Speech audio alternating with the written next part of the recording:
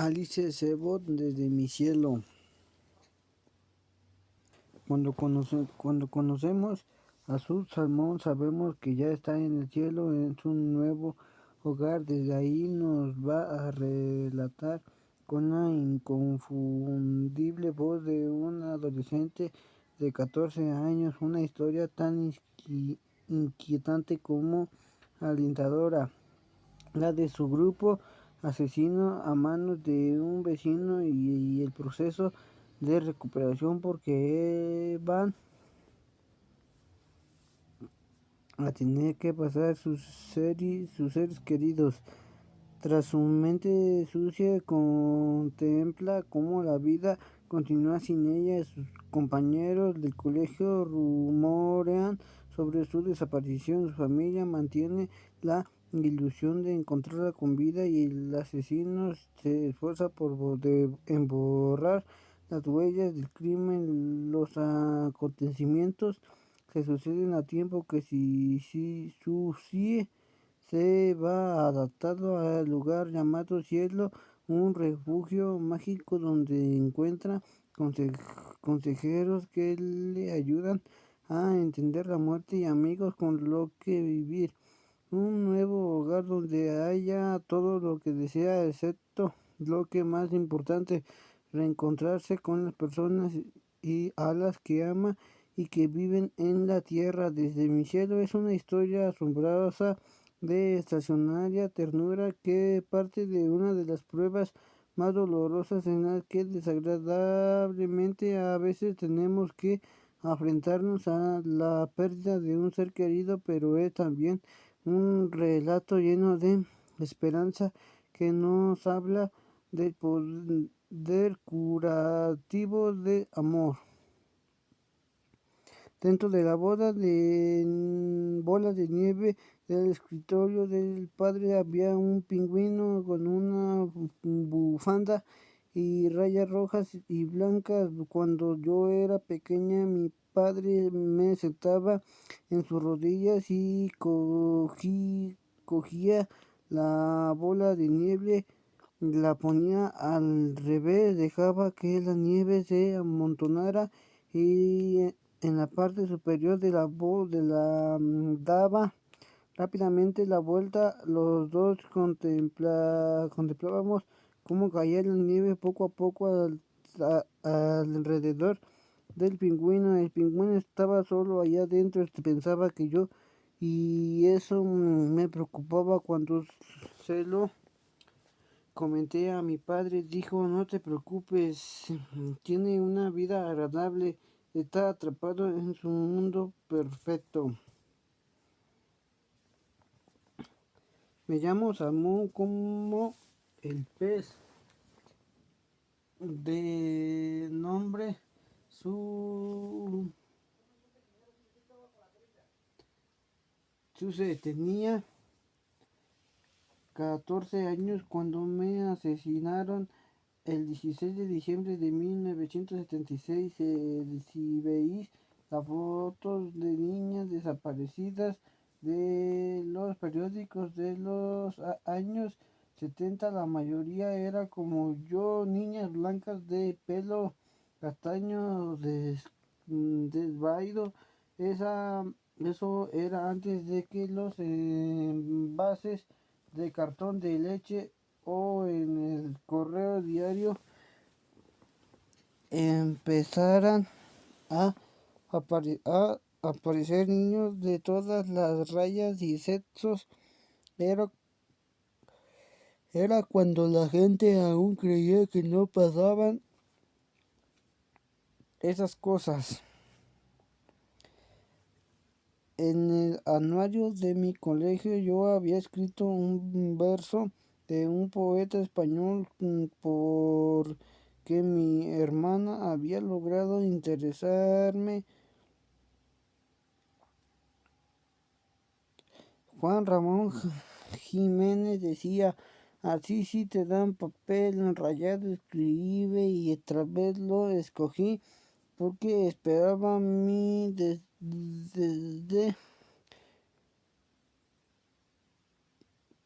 desde por mi entorno estructurando en la aula que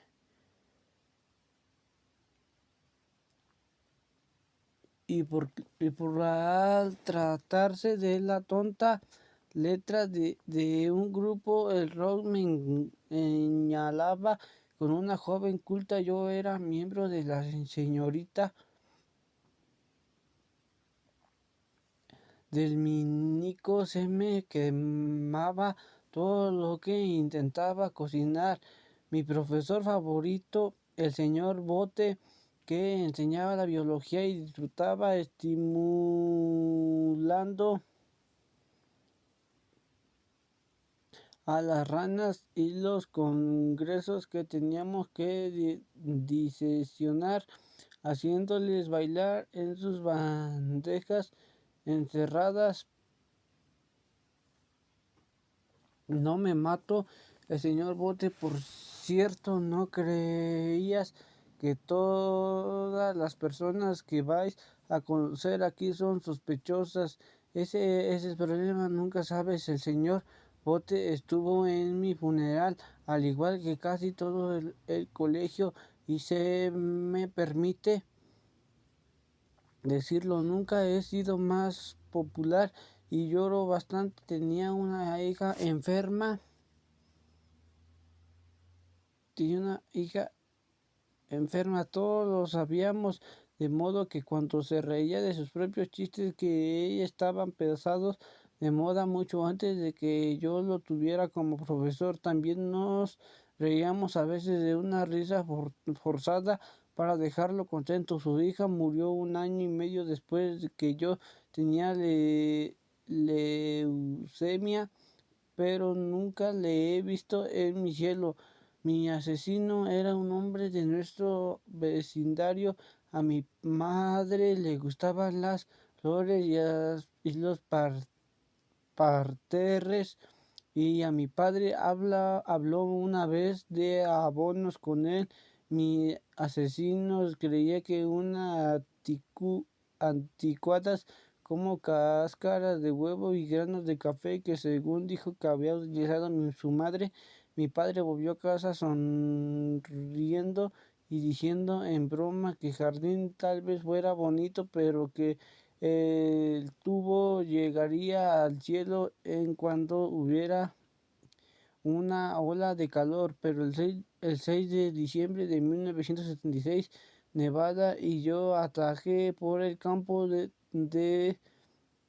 trigo. Al volver del colegio a casa estaba oscuro porque los días eran más cortos en invierno, y me acuerdo de que los tallos rotos me hacían difícil andar. Nevada, poco como el revoloteo de unas pequeñas manos, y yo respiraba por la nariz hasta que me goteó tanto que tuve que abrir la boca a menos de 2 metros de donde se encontraba el señor Harvey. Saqué la lengua para probar su copo de nieve. No quiero asustarte, dijo el señor Harvey. Es un campo de trigo y la oscuridad, por su puesto que me dio un susto. Una vez muerta, pensé que ya en el aire había flotado la débil fragancia de una colonia, pero entonces me había pasado desaparecida y había creído que tenía una de las cosas que había más adelante. Señor Jaime, dije, eres mayor que los Salmon, ¿verdad? Sí, ¿cómo están tus padres? Aunque yo era mayor de la familia y siempre ganaba los concursos de preguntas y respuestas de ciencia, nunca me había sentido cómoda entre adultos. Bien, respondí. Tenía frío, pero la autoridad que proyectaba su edad y el hecho añadido de que era un vecino y había hablado de abonos con mi padre me dejó clavada en el suelo. He construido algo allí detrás, dijo. ¿Te gustaría verlo? Tengo frío, señor Harvey, respondí, y mi madre quiere que esté en casa antes de que se haga de noche. Ya es de noche, Susie, replicó él. Ojalá hubiera sabido que eso era raro. Yo nunca le había dicho cómo me llamaba. Supongo que mi padre le había contado una de las vergonzosas anécdotas que él veía solo como amorosos testamentos para sus hijos. Era la clase de padre que llevaba encima una foto tuya en los 3 años desnuda en el cuarto de baño debajo de los huéspedes. Eso de lo que hizo a mi hermana pequeña Lizette. Gracias a Dios yo al menos me ahorré una humillación, pero me gustaba contar que cuando nació Lisette yo tenía tantos celos que un día, mientras él hablaba por teléfono en la otra habitación, me bajé del sofá. Él me veía desde donde estaba y traté de hacer pis encima de la canasta. Hasta esa historia me avergonzaba cada vez que él contaba al pastor que nuestra iglesia, nuestra vecina, la señora Stet, que era terapeuta y cuyo parecer la interesaba a todo aquel que alguna vez exclamaba suicidio. Tenía muchas agallas. Agallas, decía mi padre, deja que te hable de agallas. E inmediatamente le lanzaba a contar la anécdota de suicidio orientándose sobre Lindsay. Cuando más tarde el señor Harvey se encontró a mi madre por la calle, dijo, ya me he enterado del terrible tragedia. ¿Cómo dice que se llamaba su hija? Suise, respondió mi madre, fortaleciendo su ánimo bajo y peso de lo ocurrido, peso que inseguramente esperaba que algún día se aligerara sin saber que solo seguiría doliendo de nuevas y variadas formas de respeto de su vida. El señor Jaime dijo lo habitual. Espero que cojan a ese malnacido. Lo siento mucho por aquel entonces. Yo estaba en el cielo reuniendo mis miembros y no podía creerme su audacia. Ese hombre no tenía vergüenza, le dijo a Franny, la consejera, qué significaron al entrar. Exacto, respondió ella y dijo que lo que quería decir sin más, en el cielo no se pierde en el tiempo con tonterías.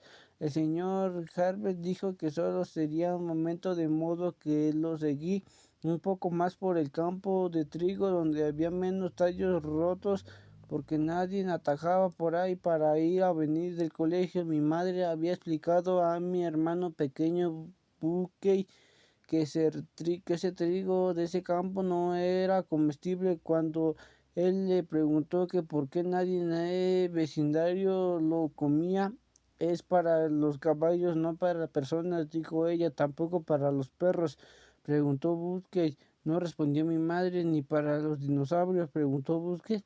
Y así seguían un buen rato. He construido un pequeño escondrijo, dijo el señor Heiber, determinándose, devolviéndose hacia mí. Yo no me veo nada, dijo yo. Me di cuenta de que el señor Heiber me miraba con una manera rara. Otros hombro, hombres mayores me habían mirado de ese modo desde que había pegado el exterior, pero normalmente no perdían la chaveta por mí cuando iba con mi padre, con mi parca azul celeste y pantalones acomodados amarillos. Y él llevaba unas gafitas redondas de montura dorada y me miraba por encima de ellas. Deberías fijarte más, dijo. Me entraron ganas de largarme de allí, pero no lo hice porque no lo hice. Fanny dijo que esa clase de preguntas eran inútiles, no lo hiciste y punto, no pienses más en ello, no es bueno, estás muerta y tienes que aceptarlo, vuelve a intentarlo, dijo el señor Jaiber y se acuclilló y dio unos golpes en el suelo. ¿Qué es eso? Pregunté. Se me estaban congelando las orejas. No llevaba el gorro de colores con borla y cascabeles que mi madre me había hecho me había hecho unas navidades. Me lo había guardado en el bolsillo de la parca. Recuerdo que me acerqué y di unas patadas en el suelo acerca de él. Estaba más duro que la tierra helada, que ya era muy dura. Es manera, explicó el señor Harvey, para que no se derrumbe la entrada del resto está hecho de tierra. ¿Qué es? Pregunté. Ya no tenía frío ni estaba extrañada por la forma en el que me había mirado. Me sentía como en clase de ciencias intrigada.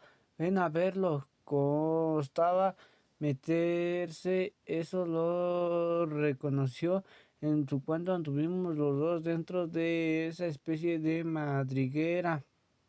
Pero yo estaba tan asombrada de que de, de que hubiera construido una chimenea que dejara salir el humo y decidí hacer un fuego dentro de que me paré a pensar la incomodidad y entrar a salir de la madriguera, a lo que podía añadir a escapar. No era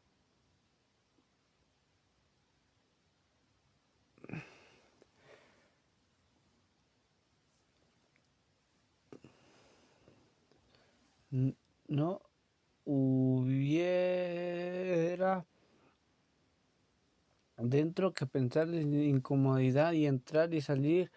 No madriguera, a lo que podía añadir es que supiera que no tuviera alguna experiencia de red. Es lo peor que había tenido que escapar. Era de Artie, un chico del colegio de aspecto raro cuyo padre era director, que pompas funerables le gustaba simular que llevaba una aguja llena de líquido para embalsamar, y más libretas.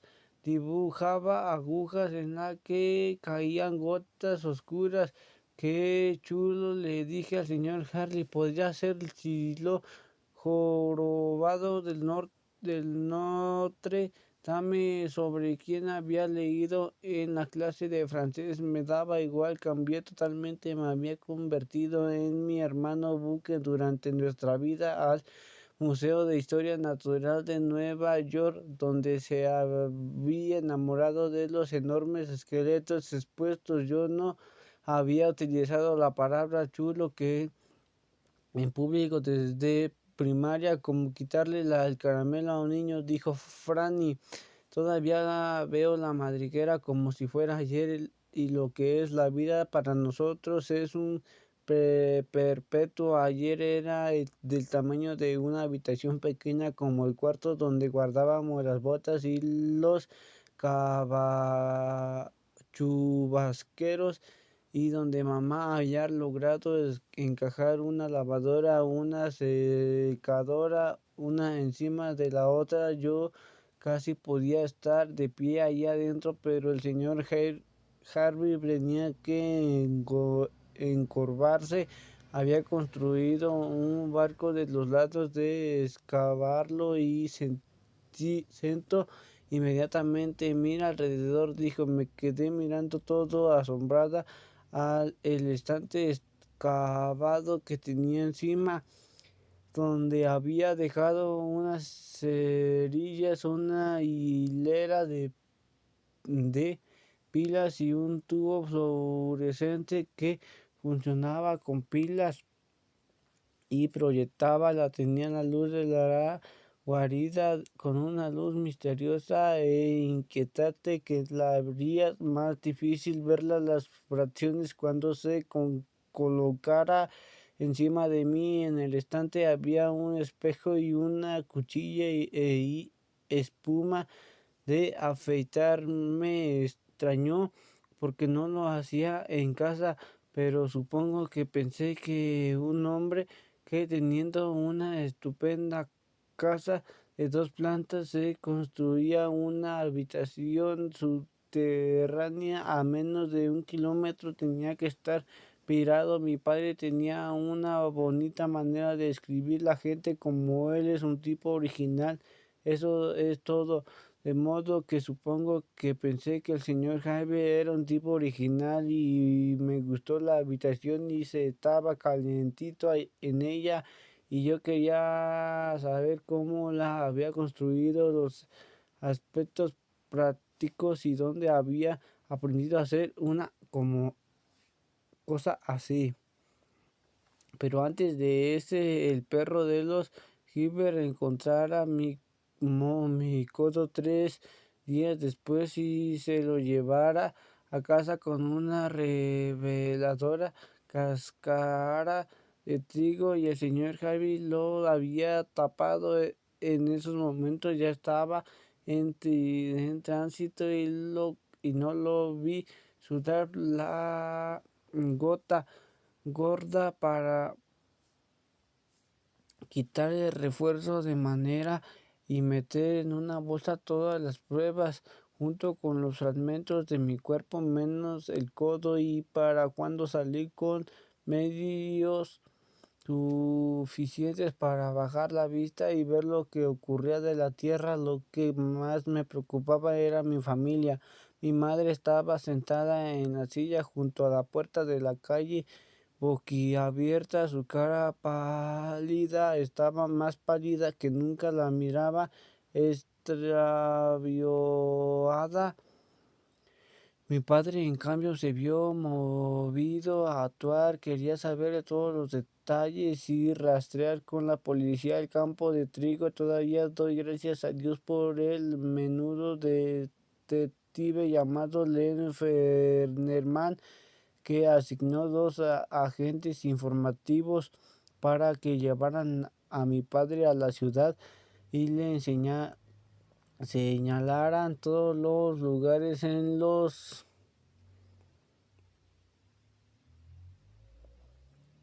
que yo había estado con mis amigos. Los agentes tuvieron a mi padre en el primer día ocupado en el centro comercial. Nadie se lo había dicho y Lindsay, que tenía 13 años y habría sido lo bastante mayor, ni a Buque, que tenía 4 y Gios dijo la verdad, nunca iba a entenderlo del todo.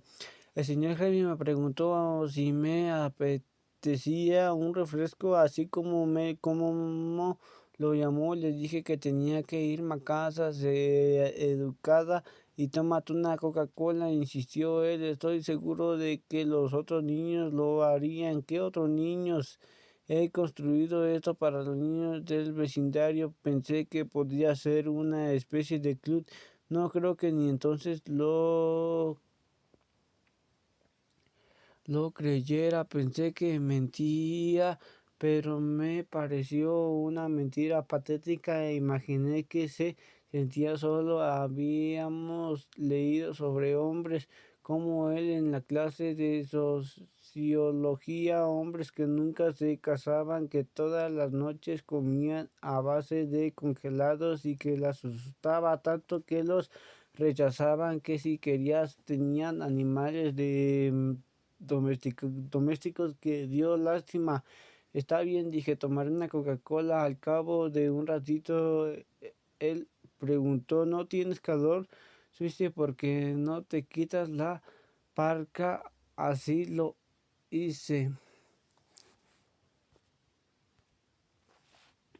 Eres muy guapa, Susie, dijo él después. Gracias, respondí, aunque se me puso la piel de gallina, como decíamos mi amiga Clarisa y yo.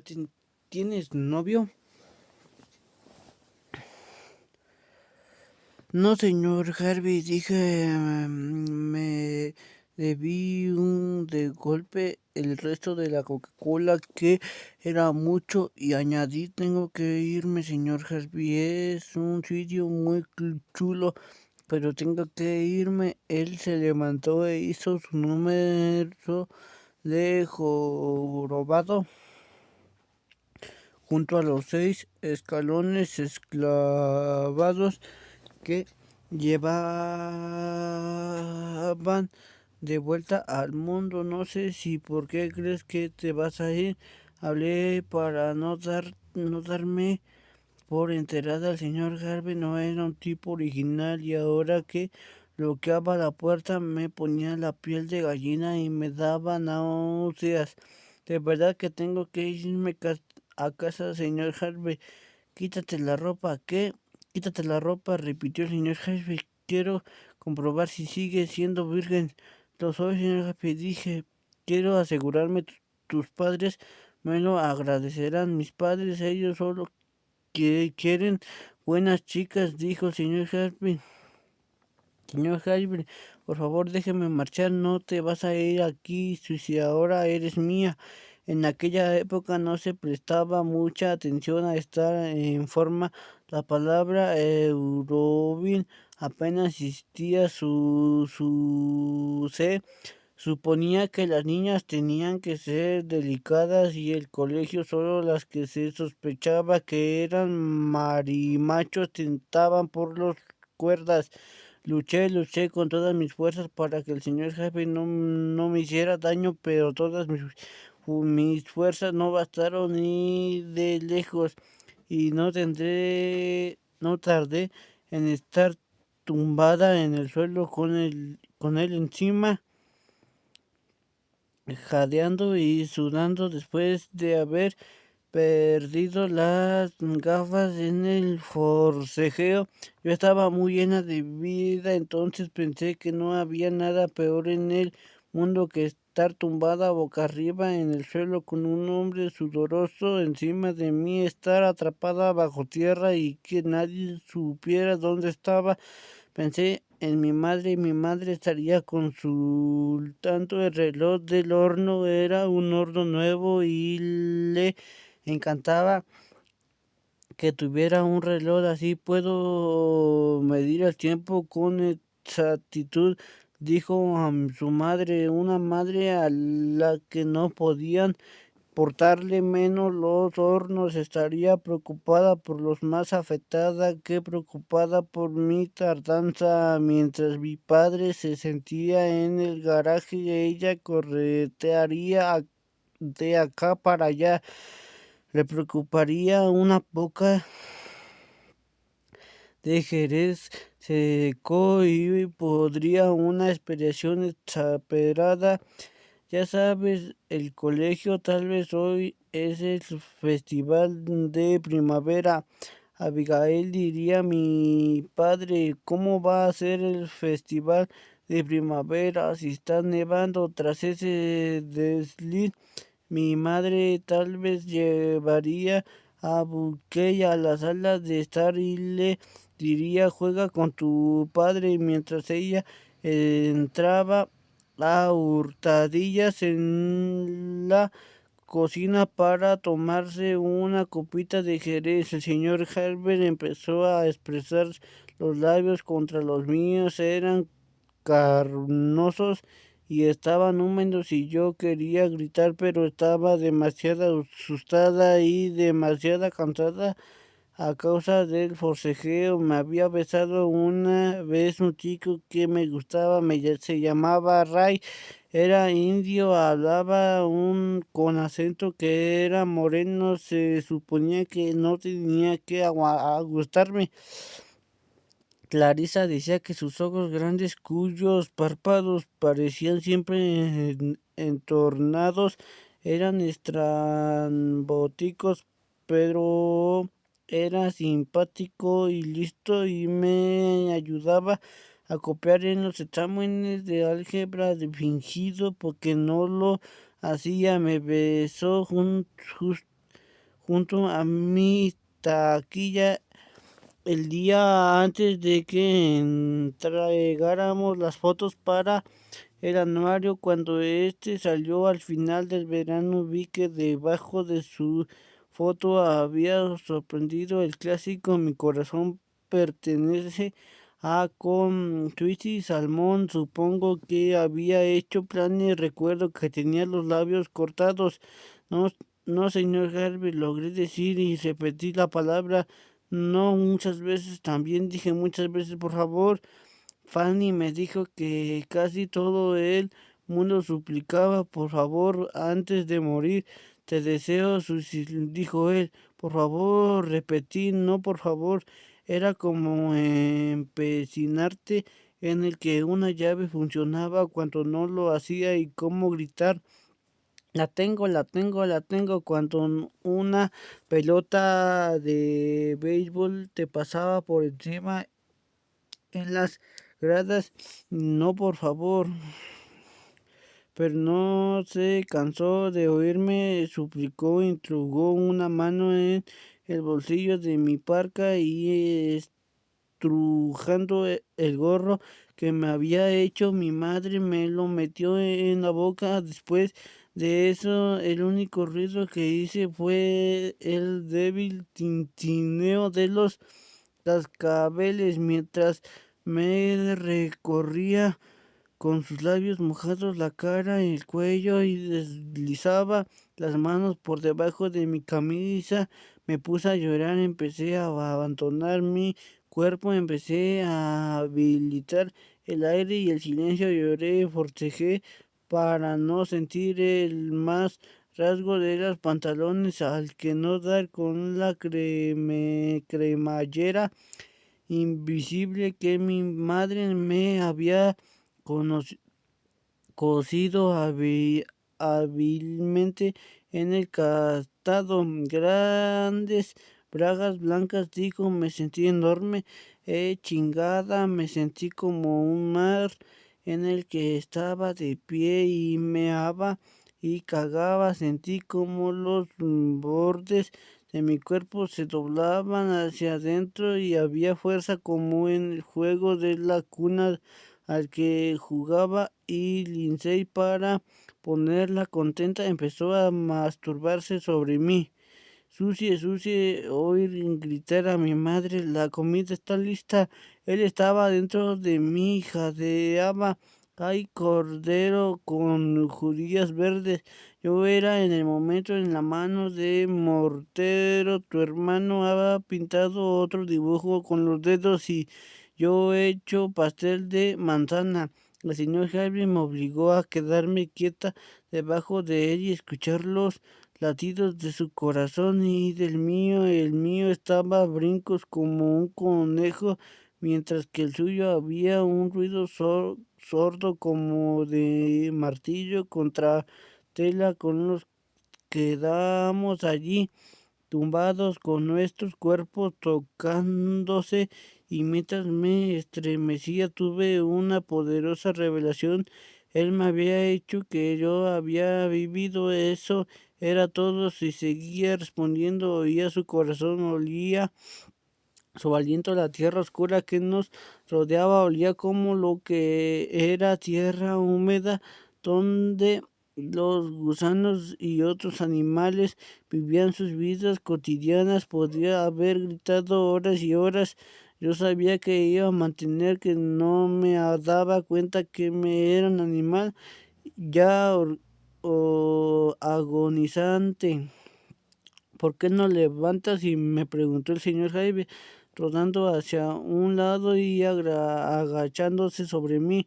Hablo con voz suave, alentadora, la voz de un amante a media mañana, una sugerencia, no una orden. Yo no podría moverme, no podría levantarme. Al ver que no lo hacía, fue solo eso, que no siguiera su sugerencia, se inclinó y buscó a tientas en el saliente que tenía encima de la cabeza, donde guardaba su cuchilla y la espuma de afeitar, y cogió su cuchillo. Este se me sonrió desenfundado, curvándose en una mueca burlona. Él me quitó el gorro de la boca. Dime qué me quieres, dijo. Se lo dije en voz baja y al final llegó de todos modos.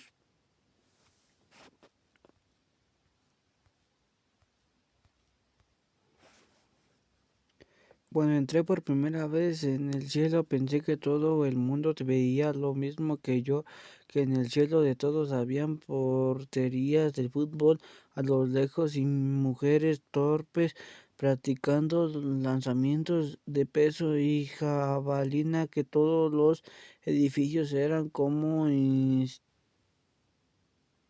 de nordense residencial construidos a los años 60, edificios grandes y achaparrados, aparcidos de terrenos arenosos, pésimamente ajardinados, con salientes y espacios abiertos para darse un aire moderno. Lo que más me gustaba era de que los edificios eran de color turquesa y naranja, que como los institutos Fairfar, a veces de la tierra. Había pedido a mi padre que me llevara en coche hasta Fairfar para imaginarme a mí misma allí. Después de sentirme octavo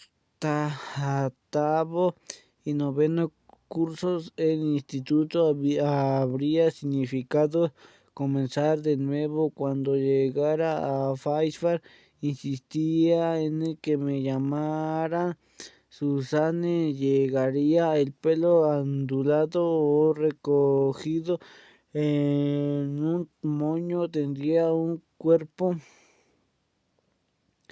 que volvía locos a los chicos y que las chicas envidiarían, pero como si eso no fuera suficiente, sería tan encantadora que me sentirían demasiado culpables para no adorarme.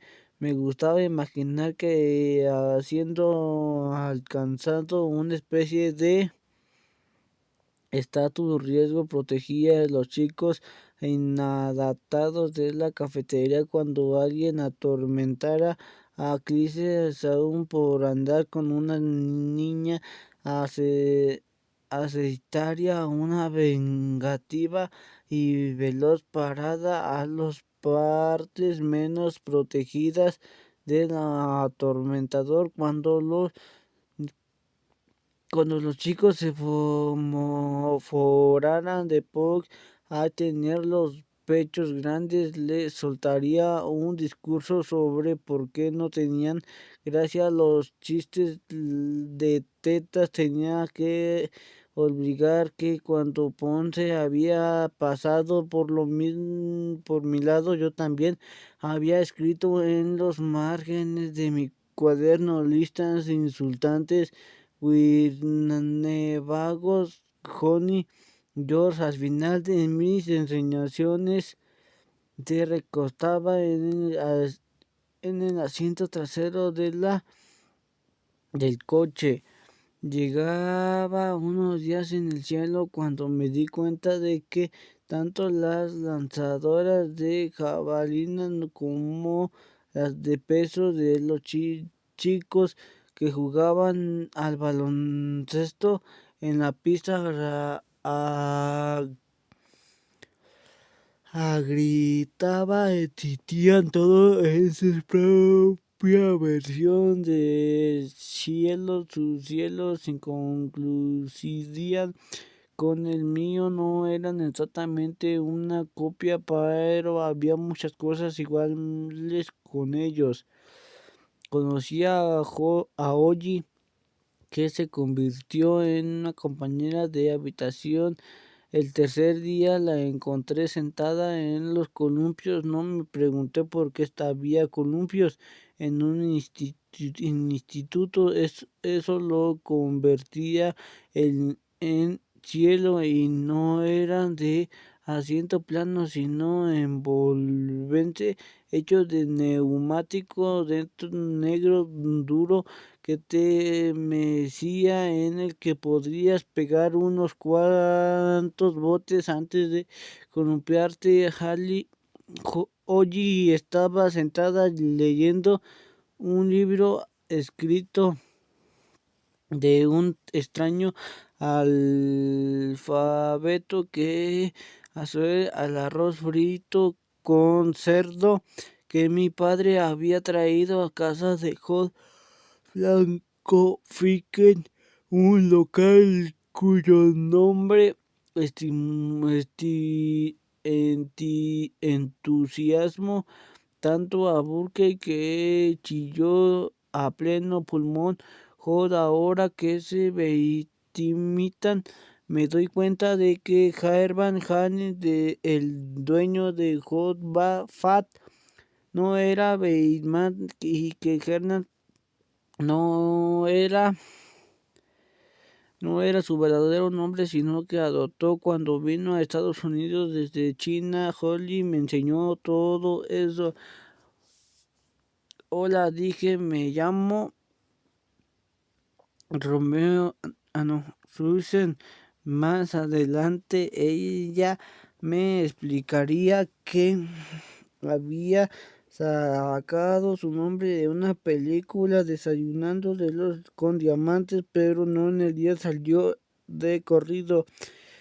Y yo, Oji, dijo cómo no había querido tener ni el más leve acento en el cielo. No tenía ninguno. Me quedé mirando. Su pelo negro era brillante con las promesas de las revistas. ¿Cuánto tiempo llevas aquí? Pregunté. 3 días, igual que yo. Me senté en el columpio que había a su lado y giré mi cuerpo hasta que las cadenas se quedaron arroscadas. Luego me solté y di vueltas hasta que me detuve. ¿Me gustó eso? Pregunté. No, a mí tampoco. Así empezó. En nuestros cielos había plasmados nuestros sueños más sencillos. Así no había profesores en el instituto y nunca teníamos que ir, aceptó, para la clase de arte en mi caso y en el grupo de Haas. En el caso de Oji, los chicos no son pellizcaban